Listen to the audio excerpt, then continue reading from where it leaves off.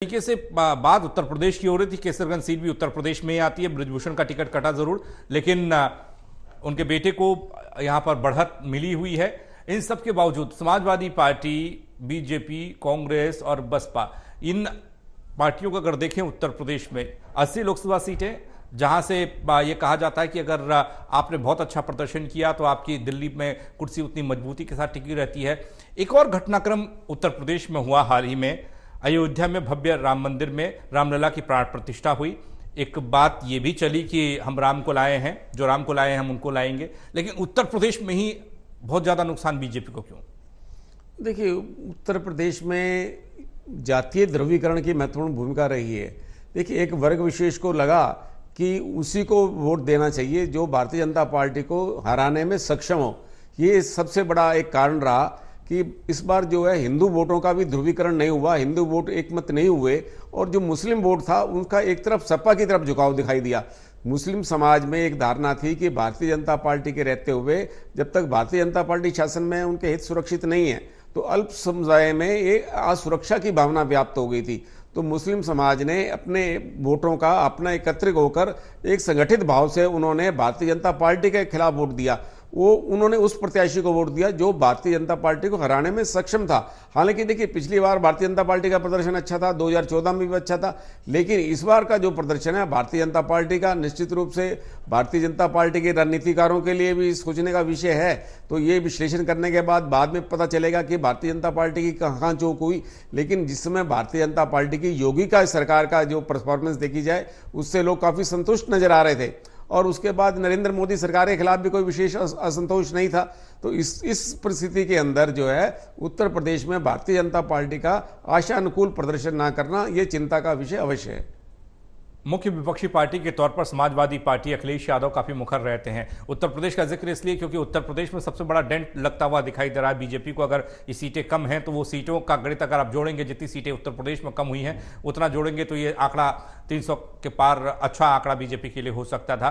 तो विपक्षी दल के नाते अखिलेश यादव के लिए आने वाले वक्त के लिए एक पॉजिटिव संकेत है ये कि लोग उनके साथ कनेक्ट हो रहे हैं, उनकी बातों को सुन रहे हैं।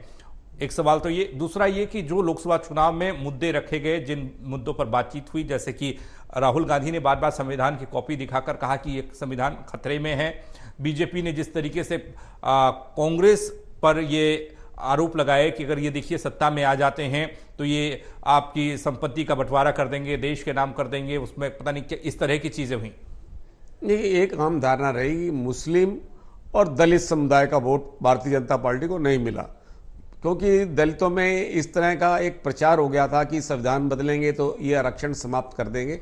हालांकि भारतीय जनता पार्टी ने बहुत स्पष्टीकरण भी दिया, लेकिन ये भावना जो थी ये लोगों के में बलवती हो गई थी कि भारतीय जनता पार्टी आएगी तो कुछ भी कर सकती है और उनका आरक्षण समाप्त हो जाएगा। तो इसका बहुत ज्यादा नुकसान हुआ। जो दलित वोट है और मुस्लिम वोट है, देखो मुस्लिम वोट के तो भारतीय जनता पार्टी से छेड़ना पहले से ही तय माना जा रहा था, लेकिन दलित वोटों का जो ये हुआ, ये नुकसान हुआ भारतीय जनता पार्टी को, ये बहुत बड़ा कारण रहा। देखिए, उत्तर प्रदेश के अंदर देखिए जिस तरह के राम मंदिर का निर्माण हुआ, जिस तरह से शिला पूजन के बाद जिस तरह अब राम मंदिर का भव्य उद्घाटन हुआ, तो उससे लोगों में एक धारणा, हिंदुओं के में एक धारणा गई थी कि भारतीय जनता पार्टी का जो एक सपना था, जो लोगों का सपना था, वो पूरा हुआ। लेकिन उसके बावजूद भी भारतीय जनता पार्टी का वहां आशा के अनुकूल प्रदर्शन ना करना, इसके पीछे भारतीय जनता पार्टी कहीं रणनीति का अभाव रहा होगा। हालांकि पार्टी ने स्तर पर प्रयास तो किए, पार्टी ने अपने जैसे रणनीतिकार पहले से भेजे, अपनी योजना बनाई, प्रमुख सम्मेलन किए, और मोदी जी ने फिर बनारस से चुनाव लड़ा। तो इस तरह से रणनीति तो रही है, लेकिन भारतीय जनता पार्टी को इसका लाभ क्यों नहीं मिला, इसकी तह में जाना चाहिए। इसका जमीनी अगर आकलन किया जाए तो जातिगत समीकरण है, उनकी मुख्य भूमिका रही है। भारतीय जनता पार्टी जातिगत समीकरणों की कभी उपेक्षा नहीं करती। इस बार भी प्रयास तो किए ही होंगे, लेकिन ये वोट क्यों नहीं मिल पाए? क्या विपक्ष का जो हमला था, जो विपक्ष के लोग थे वो ज्यादा आक्रामक थे, उनकी रणनीति ज्यादा कारगर थी? ये सब बातें हैं जो इस बात का प्रमाण है कि भारतीय जनता पार्टी की रणनीति में कहीं ना कहीं चूक तो अवश्य हुई है। अजीत जुड़ रहे हमारे संवाददाता हमारे साथ। अजीत, क्या स्थिति है? हालांकि दिल्ली में 7 की 7 सीटें बीजेपी के खाते में जाती हुई दिख रही हैं, आप कहां पर मौजूद हैं? आज यहाँ पे देखिए हम पूर्वी दिल्ली में मौजूद है, और यहाँ की अगर बात करें तो यहाँ पे लगातार जो है वो हर्ष मल्होत्रा जो है वो आगे नजर आ रहे हैं। सुबह से ही अगर शुरुआत से बात करें तो पहले संख्या जो थी वो 5 से 6,000 वोटों की थी, लेकिन अब जो है उसकी संख्या शाम होते होते बढ़ती हुई जा रही है। हालांकि जो इंडिया गठबंधन से जो उम्मीदवार थे यहाँ से कुलदीप जो आम आदमी पार्टी के नेता हैं वो जरूर यहाँ पहुंचे थे काउंटिंग सेंटर पे। उन्होंने एक आरोप जरूर लगाया कि जो नतीजे जो दिखाए जा रहे हैं, जो इलेक्शन कमीशन जो संख्या दिखा रहा है वो गलत है। और वो जो अंदर से जब वो बात करके आए तो उन्होंने कहा कि वो आगे थे, लेकिन फिलहाल वो उनका अलग आरोप था। लेकिन जिस प्रकार से हम देख रहे हैं कि लगातार जो है हर्ष मल्होत्रा जो है यहाँ पे आगे नजर आ रहे हैं।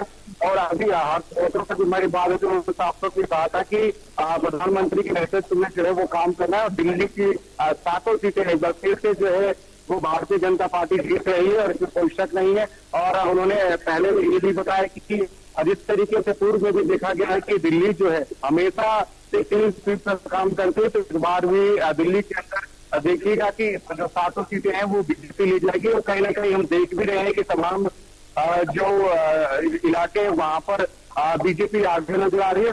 7 जो सीटें हैं उस पर फिलहाल जो बीजेपी आगे चल रही है। चलिए नजर बनाए रखिएगा अजीत, आपके पास हम अपडेट के लिए फिर आएंगे।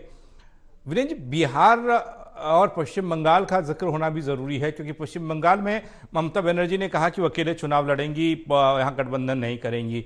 यहाँ बीजेपी को नुकसान होता दिख रहा है। और बिहार की बात करें तो यहाँ इंडिया गठबंधन को भारी नुकसान, क्योंकि जिस हिसाब से जो तेवर दिखाए आरजेडी ने, जो तेवर दिखाए या कहे कांग्रेस ने जो तेवर दिखाए, यहाँ पे जेडीयू और बीजेपी की सीटें काफी आगे हैं। देखिए, बिहार और पश्चिम बंगाल की हम तुलना करें, देखिए भारतीय जनता पार्टी को ये कल्पना थी कि बिहार के अंदर जो है उसका प्रदर्शन जो है हमेशा पहले से अच्छा रहा है। और पश्चिम बंगाल में भी देखिए, पश्चिम बंगाल का बड़ा तनावपूर्ण माहौल था। उस तनावपूर्ण माहौल के अंदर भारतीय जनता पार्टी ने अपना एक अच्छा प्रदर्शन तो किया है, लेकिन जो भारतीय जनता पार्टी को जो कल्पना थी, जिस तरह का अभूतपूर्व जन समर्थन मिलना चाहिए था, उसमें कहीं ना कहीं कमी रही। तो भारतीय जनता पार्टी में उत्तर भारत में तो भारतीय जनता पार्टी का प्रदर्शन जो है अच्छा रहा। दिल्ली में अगर 7 सीटें आई हैं, लेकिन उसके साथ लगते हम देखें उत्तर प्रदेश देखें तो उत्तर प्रदेश में प्रदर्शन अच्छा नहीं रहा। उत्तर प्रदेश के साथ लगते, दिल्ली के साथ लगते हरियाणा में देखें तो हरियाणा में भी पहले से ही कल्पना थी कि हरियाणा में इस बार भारतीय जनता पार्टी का पहला जैसा आधार तो नहीं है, लेकिन इतनी मतलब आधी सीटों पे भारतीय जनता पार्टी रहेगी ये अभी कल्पना नहीं है। अभी सीटों में सुधार होगा। देखिए, हरियाणा के अंदर मान सकते हैं कि भारतीय जनता पार्टी की स्थिति में तो कुछ और सुधार होगा, लेकिन आधी सीटें जो कांग्रेस ले जाएगी ये भारतीय जनता पार्टी के लिए आघात है। देखिए, भारतीय जनता पार्टी के लिए वहाँ परीक्षा की घड़ी इसलिए है क्योंकि आगे विधानसभा चुनाव में, और विधानसभा चुनाव में अगर भारतीय जनता पार्टी का एक प्रदर्शन अच्छा नहीं रहता तो एक और राज्य भारतीय जनता पार्टी के हाथ से खिसक जाएगा। और ये लोकसभा चुनाव जो है ये विधानसभा चुनाव की एक नींव रखी जाएगी। इस लोकसभा चुनाव के परिणाम से विधानसभा चुनाव के परिणाम की नींव रखी जाएगी। भारतीय जनता पार्टी मान लीजिए 5 सीटों पे आगे है, अभी जहाँ कुरुक्षेत्र में भी बड़ी मुकाबला बड़ा कांटे का और सोनीपत में भी कांटे का है, मतलब तो यहाँ हार जीत का अंतर बहुत कम हो सकता है। तो ये तनावपूर्ण माहौल भी रहेगा। और अब ये देखने वाली बात है कि कौन सा प्रत्याशी कितना वो लीड कर पाता है।